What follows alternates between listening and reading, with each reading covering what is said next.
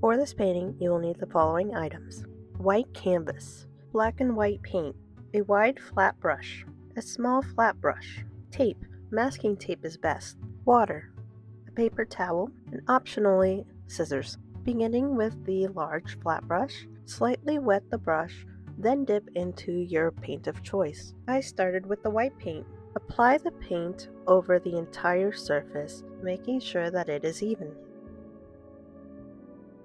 Take your time on this step, then let your paint dry before you move on to the next step.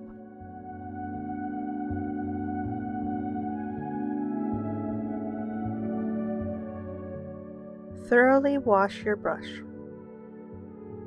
Once you finish, you can set aside this paintbrush. You will no longer need it. Now that the base is dry, we can start taping our design.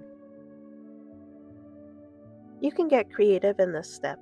I chose to do diagonal lines starting from the upper left corner down to the lower right corner. Lightly press your tape as you place it so that it adheres properly. Then continue this step until your canvas is completely full.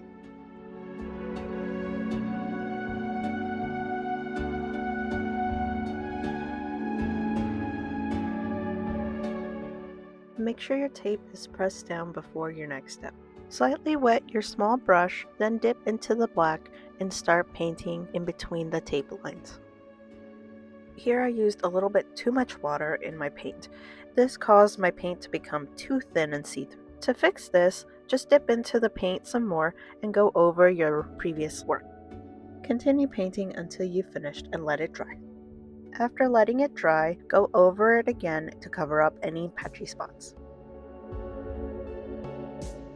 Thoroughly rinse the brush.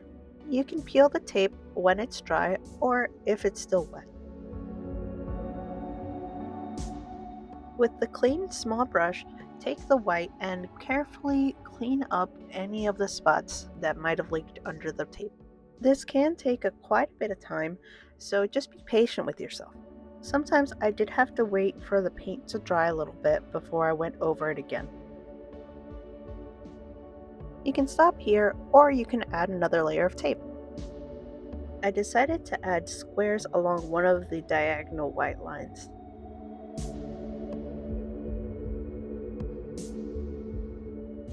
I then painted inside the tape lines.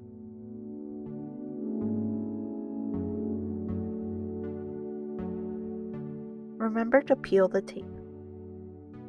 Make sure the color is even before peeling the tape.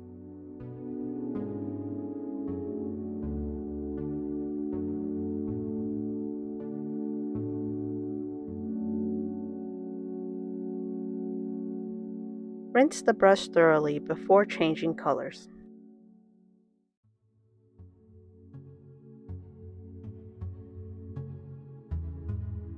With the white paint, touch up any edges or mistakes that might have happened.